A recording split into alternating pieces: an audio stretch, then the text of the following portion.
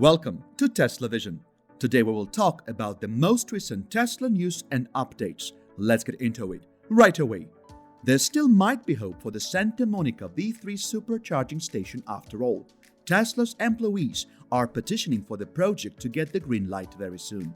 The reason behind it is the long duration of work and planning Tesla and its employees have put into the project. If the petition gets enough support and is approved, Tesla will be allowed to resume building the charging station amidst the housing crisis of Los Angeles. The project has been under work for the last 3 months, and it will give Santa Monica the world's largest V3 supercharging station with restrooms and a lobby area for people to spend their time while the cars are charged up. However, there may be homeless people coming to the station and staying in the vicinity, potentially causing problems for Tesla. A severe housing crisis has been gripping Los Angeles, and the government is working to take care of it. The same location where Tesla is planning to build the supercharging station is considered by the government to help solve the housing crisis. Apartments and condominiums will be built there for the allocation of residents. More is yet to come on the topic.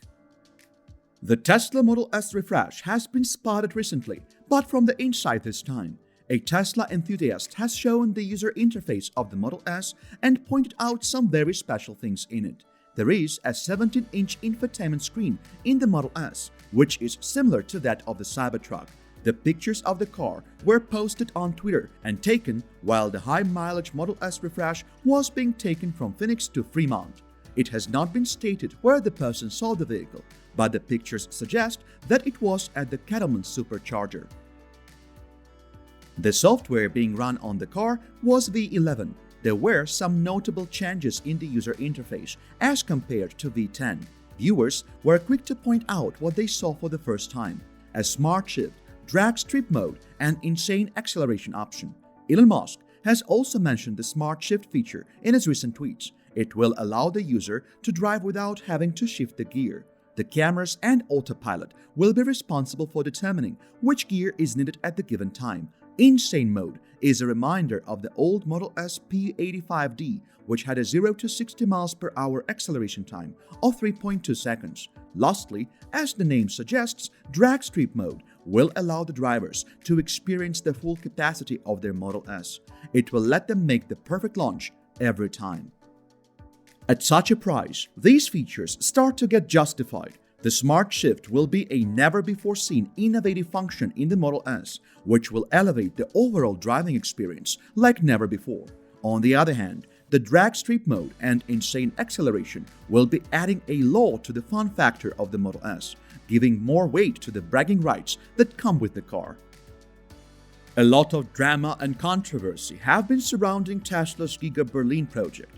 A documentary by a German media outlet, Frontal 21, has come to the surface, in which some of these are actually discussed. There are interviews with pivotal project players like Jörg Steinbach, Economics Minister of Brandenburg, and Axel Vogel, Environmental Minister. One important thing discussed in the documentary was the environmental impact Giga Berlin would have due to water utilization and cutting of trees.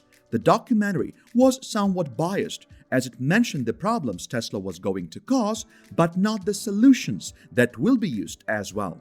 There was a mentioning of all the trees that would be cut in the process of making and running the facility, as well as the public opposition to it all. However, there was no mentioning at all of the reforestation incentives Tesla has been putting in place as a countermeasure. Another example of this biased behavior is how the water usage issue was addressed. The documentary showed the public opposition to the project due to the expected high water usage. It also showed people protesting such developments. Interestingly enough, there is only a short clip of Mr. Musk's interview in which he gave valuable input on the topic. Elon stated that water consumption per meter square over a year will be considerably low. There will be as much recycling of water as possible. However, these details were not shown in the documentary at all. Tesla vehicles have been banned to be used by Chinese military personnel and people linked to the government. The security concerns have been raised due to the multiple exterior cameras found on Tesla vehicles. It is being suspected that the images and videos recorded by the vehicles may be used for spying. Tesla vehicles have also been banned from entering military facilities and housing complexes where government officials reside. This action has been implemented under the Chinese government's strict rule to use Chinese technological products only. It was done as a retaliation against the United States government actions that banned the use of Chinese communication devices.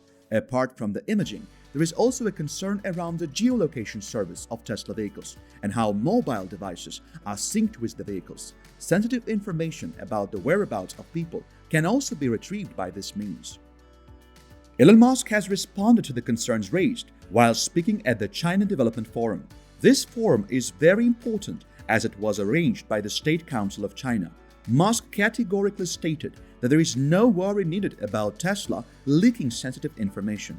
Tesla is indeed a company functioning in accordance with the rules and regulations by the United States, but it does not compromise anyone's privacy.